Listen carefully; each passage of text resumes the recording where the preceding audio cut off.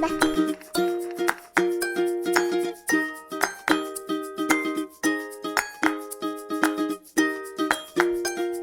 Hi everyone, and welcome to season 4 of Parent Talk, where we strive to parent authentically and continue to grow alongside our children. I'm your host, Geneviève Heather, mom of 2. We are broadcasting out of the Greater Vancouver area and are proud to provide the most up-to-date expert information for today's parent. Our goal is to inspire you to become a more confident, peaceful, connected, and authentic parent. I'm, of course, with my co-host, Heather Fox. Hi, Heather. Hi everyone, yes, Heather Fox here, co-host of Parent Talk and also a mom of 2. We all know that parenting is a journey and one that shouldn't be taken alone. Being the best parent we can be means listening, learning, and sometimes asking for help. Our community will bring you strength and support along the way from pregnancy to puberty and beyond. Thank you, Heather. Today we're talking about homeschooling 101, a hot topic right now. And we are happy to have with us Tamara Strijack. Tamara is a registered clinical counselor, faculty member at the Neufeld Institute, and a mom of 2. So welcome, Tamara. Thank you. Delighted to be here.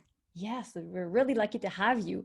So let's dive in. So many parents are feeling very overwhelmed these days at the thought of homeschooling. I know it already has started, but we thought it's very important to talk about it. I think some people may have a little bit of surprises with all these new tasks. So what are some ways parents can feel better prepared and more confident in their undertaking this new challenge? Yeah, I think there's this idea that we actually have to know everything and we have to have it all together and we have to be able to teach everything. I remember when I first was thinking about homeschooling my oldest daughter, and I thought, well, how am I going to do that? She was only 5 at the time, and I thought, well, I don't know how to teach her how to read and how to do numbers. And then it was because I was thinking that there's a certain way of doing this instead of thinking, oh my goodness, this is a natural process. There's things that will actually unfold quite naturally, given the right conditions. And so once I started to realize that it wasn't actually about teaching, it was about facilitating learning. And it was more about how to create the conditions so that learning could happen. And that then shifted it. It actually took me off the hook a little bit because it wasn't all up to me. And it was about creating a village, really, creating resources, some in person and some other resources to draw on to help with that. But when we feel like we have to do it all ourselves and we have to do it the right way, that is what can be overwhelming. Definitely. So what would a typical school day at home look like, and how do we keep our little ones on task? Haha. I love that word typical. I think, oh, well, it really depends, right? There's no typical that goes across the board because it depends on the ages of your children. It depends on your family situation. I actually worked from home for most of the years that I homeschooled. So I had to get creative with how I did this.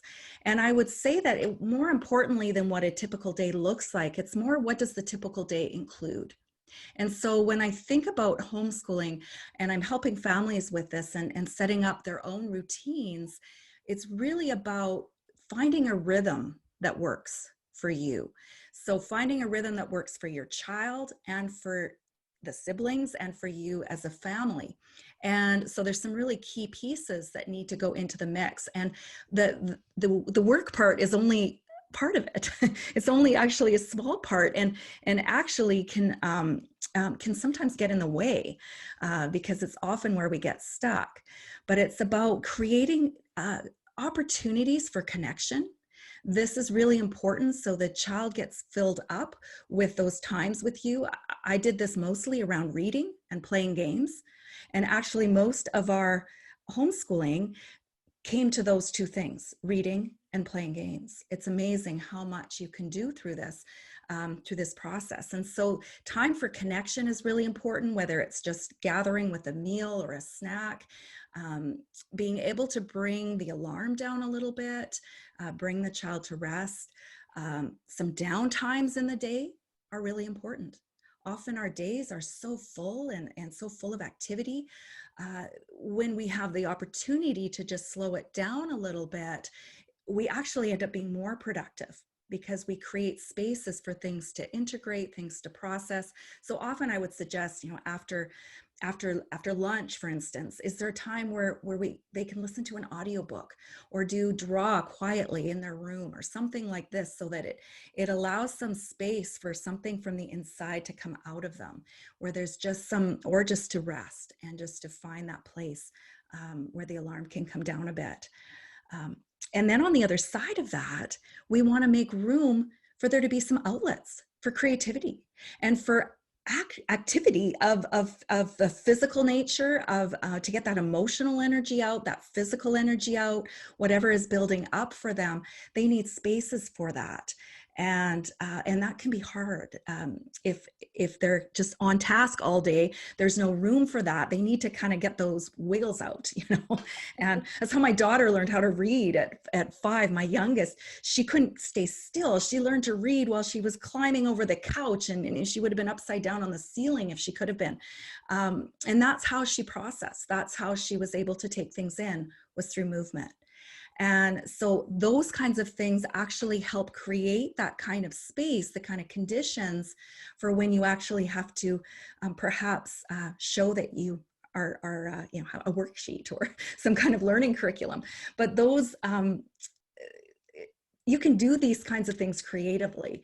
And I think the best way that you can foster this kind of staying on task is if you can have a child be engaged in their learning, have them be curious and interested. And this becomes the goal for me. As when I was homeschooling my children, it was, how do I get them interested in whatever the subject was? And if they had a choice, how do I foster that? How do I create the kind of resources that can feed into their interests? And I would often just kind of leave them lying around, and they discover, a science encyclopedia. One daughter that just loved science. And so that was exciting for her. Others, it's, whatever their interests are, how do we foster that? And so it's not maybe the answer you were looking for in terms of what does the typical day look like, but I just want to encourage you to be creative with this. Find what works for your family, find what works, but building in those pieces for connection, for release, for downtime, for exploration, that will actually allow whatever work needs to happen. You'll be more likely to have that.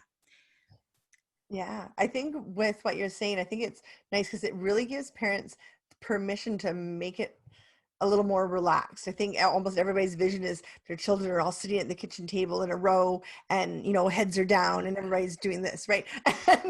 And mom's bouncing between all the kids, and that seems really scary because you're like, my kids aren't going to do that. Like, I think what you've said is just really gives parents permission to have it be a little more organic and a little more free. So that's awesome. Yeah.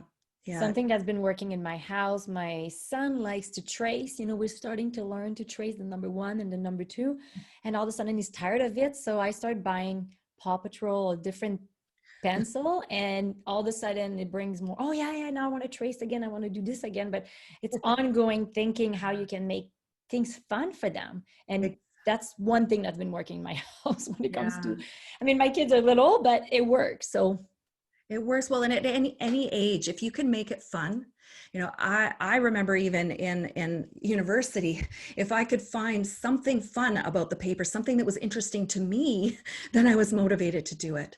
And I remember my older daughter, she would go through workbooks, and she loved names and drawing pictures. So she would go and change all the names and all the problems, the math problems.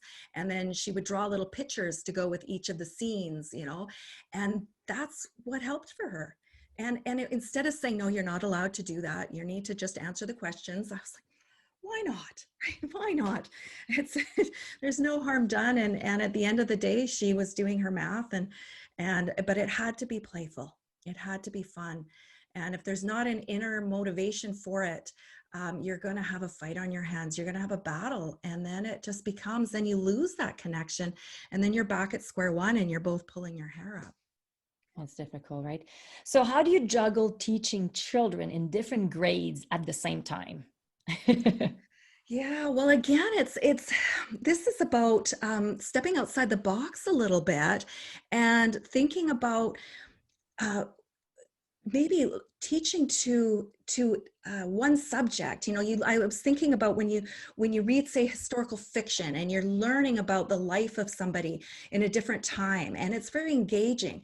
Now, each child is going to actually take something different from that depending on their level, and so there are ways of actually engaging your children at the same time, even though they're in different places. I would often be reading books that were at my older daughter's level, and the younger one just liked the sound of my voice and listening, and she would just draw pictures while I was doing that. And so finding something that you can do together, but then also finding rhythms so that they can do things separately. And that's part of building in your rhythm, is one listening to an audiobook while you're sitting down and helping another one with something. Or are you just making yourself available at a certain time of the day to answer questions so they know they can come to you?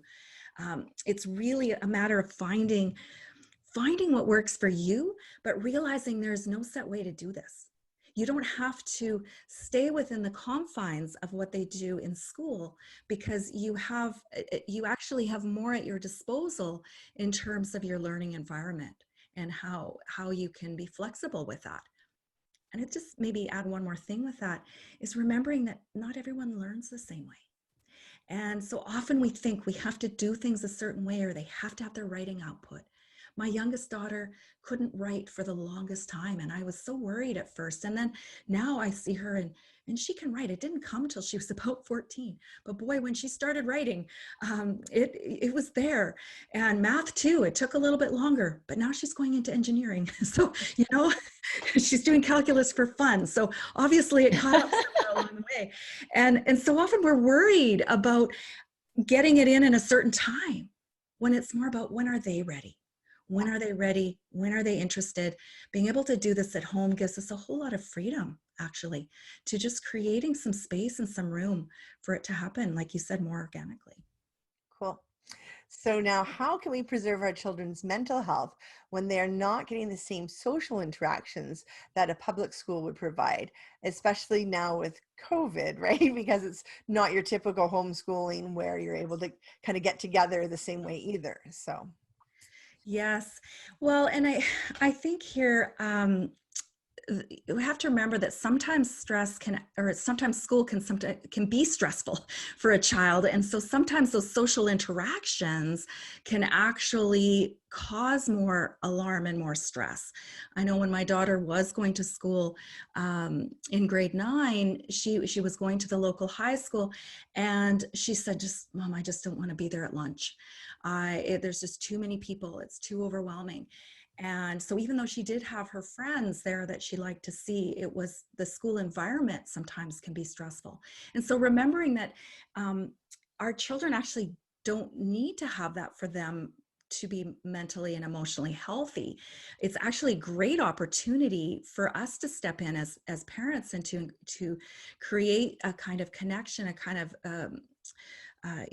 build that relationship, and also with those around them, grandparents, aunts, uncles, older cousins, other people who can be mentors in their life and who can intentionally be part of the learning process.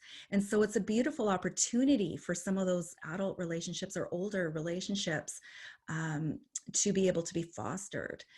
And in terms of the mental health and emotional health, I would say one of the big things is being able to find those outlets. This is actually even more important than being with the friends, is being able to find those places for what's inside of them to come out. How do we create some places for expression and creativity? How do we create some places for them to start exploring through play and nature?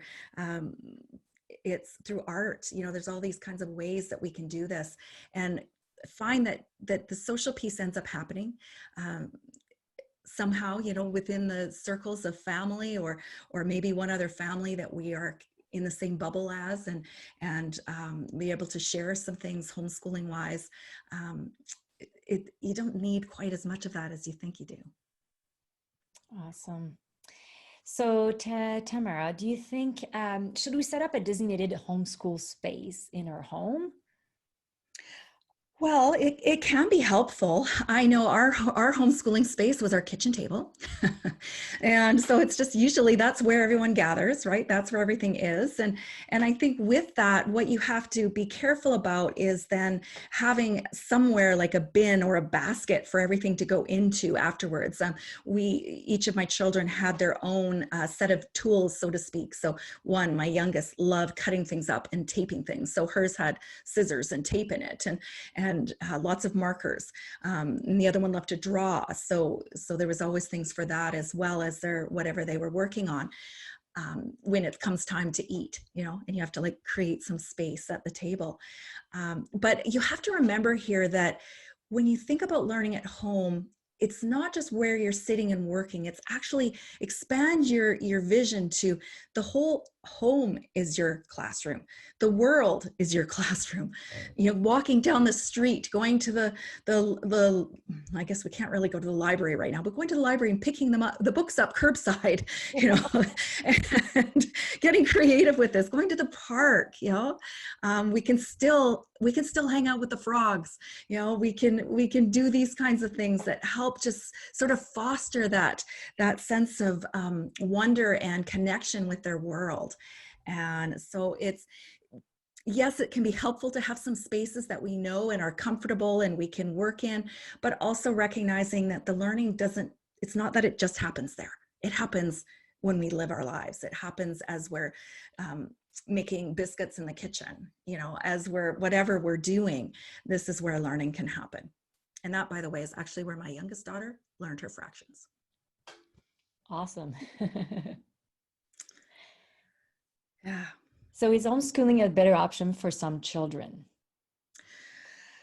Well, I like that you said for some children, because I really do think this is dependent on the child. I work in both schools, and I work helping people who are learning at home. I've had my children in school for some years, and I've home educated for many years. And so it really depends on what's best for the child. And so what you need to look at is what's going on for that child. And I'll just give you an example. When my oldest daughter was in kindergarten, we had never considered homeschooling. She was in kindergarten. She was at a wonderful country school. She had a wonderful teacher. It was a small school. She was incredibly shy, though. Incredibly shy. It was really hard for her to be away from home. And we found that over the course of the year, we just saw her withdrawing more and more into herself. And we felt like we were losing touch with our daughter and who she was. And all her love of learning was going away. And she became just almost like a shell of herself at 5 years old, and very much concerned about her little friend at school and what was she doing, and everything became about her. And we just kind of went, oh, what's going on? And the thought of her going to at that time, kindergarten was only half a day, but the thought of her going into grade 1 and being away a whole day felt like it was going to be too much for her. And so we thought, well, maybe we'll try. Actually, the irony is I was listening to well, they weren't podcasts back then. It was a CBC interview, and listening, and my father happened to be on, Gordon Neufeld, and he was talking about homeschooling and how it was could be an option. And I thought, maybe I should listen to this. And so it's when I first started considering it. And what we did is we thought, we're just going to try it. We'll just try it. We'll bring her home. I had no idea what it looked like. I would be listening to this, and trying to figure out, what does homeschooling even look like? How do I teach her at home, and how do I do this properly? And so we took her home for grade 1, thinking that we were just going to try it. And she just thrived. She thrived in that environment of being at home, being able to have some room and some permission to just take her time with things. She loved to sit for 4 hours working on something, Not my youngest. She did 5-minute stints, but my oldest just loved to sit. And so we decided, oh, well, this is working for her. Well, then we'll try it again. And every year we did that. We said, is this still working for our child? And so sometimes school can be, the alarm of school can get in the way of learning. And so if we have that opportunity to create those kinds of conditions at home for that learning to happen, to set the stage for it, it's amazing. It's amazing what can happen. And so for my youngest, we decided pretty early on, after about a month of kindergarten, it wasn't working for her. She needed to move. She was one of those children that just couldn't sit still. And she was supposed to keep her legs, not moving under the table, and they couldn't, it was just very structured, and it was too much for her. She loved learning. She loved all of those things, but it was the structure that didn't work for her. And so we brought her home until we found another school that actually did work for her, because it was in nature and it was right up her alley, so it's finding what fits for your child. And this may be a mix of things, and it may be, like I mentioned before, that we bring other people in. It doesn't mean doing it yourself. It means facilitating the learning process, being able to take charge and say, okay, this is important. And I want to see that my child is in a healthy place, and I want to see that they're learning. When my daughter, we were going to the local cafe, and she was skipping, I always remember this moment, she was skipping down the street towards this little cafe where we had hot chocolate and we read Magic Treehouse books. And she said, I love learning. And I just thought my heart just went, oh, thank goodness, this is amazing. Can we just hold on to this? Because I don't want you to lose this love of learning, because that's what it's about. It's about creating and fostering a love of learning that will stay with them and that will continue with them, whether they're at home just for a short time and they decide they're ready to go back to school, or whether they end up staying with you for years, as mine did. But it's looking at, is everything still working for them? Are they still able to be engaged in their learning? Is their alarm down to the place where they can manage the world around them? So that's my long answer to your short question. I love it. It's really well answered. So Tamara, you have a great article and some additional resources for our audience. To receive this, please visit the Contact Us section on our website at ParentTalk.ca.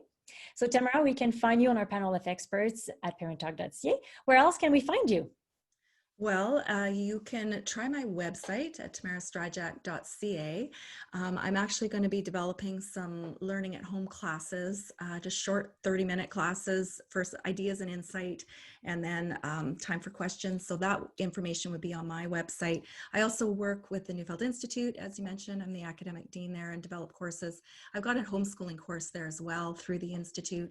So if you go to the NeufeldInstitute.org website, you can find me there. And also just wrote a book with a colleague of mine called Reclaiming Our Students, Why Our Children Are More Anxious, Aggressive, and Shut Down Than Ever, and what we can do about it. So it's basically a book about creating the conditions for learning. And so that would be, if you want more on that too, that's there as well. And that is on reclaimingOurStudents.com. That's a lot of websites. But anyway, there's 3 different places you can find me. Oh, it's fantastic, Tamara. Thank you so much. Well, Heather and I would like to thank you for taking the time to be here and bringing so much value to all of us parents, helping us grow and be the best parents we can be. If you have a question or you would like to join us on our show as a guest or as an expert, please visit the Contact Us section on our website at ParentTalk.ca. Follow us on Instagram, Facebook, and now also on YouTube at ParentTalk TV. Of course, you can always subscribe directly to this podcast on our website at ParentTalk.ca. We hope you enjoyed today's episode and invite you to share it on your social media. As we all know, parenting can be hard, so remember, it's important to laugh, keep learning, cherish your village, and be true to yourself. Parent Talk is a safe space for everyone. Thank you for joining us, and have a great week.